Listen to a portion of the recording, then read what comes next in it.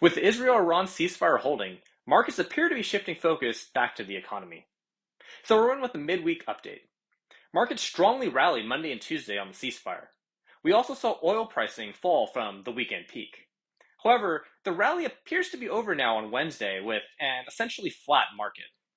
So what's new for the macro?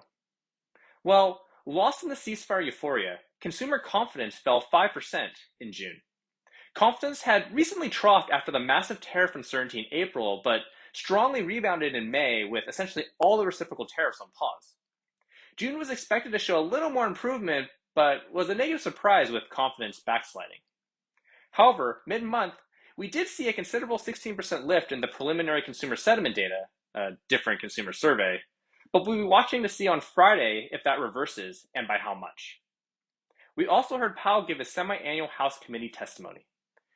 Not much new to glean here, but he continues to stress that the Fed can afford to hold off on rate cuts for now.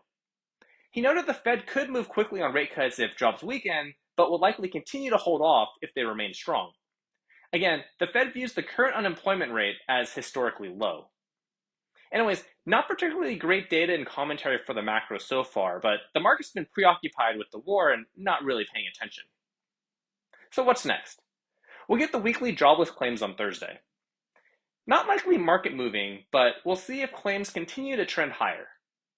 More important on the jobs front will be next week.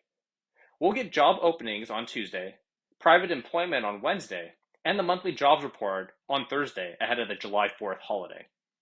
In the meantime, though, as we mentioned earlier, we'll get the final consumer sentiment data on Friday, along with May's PCE inflation data.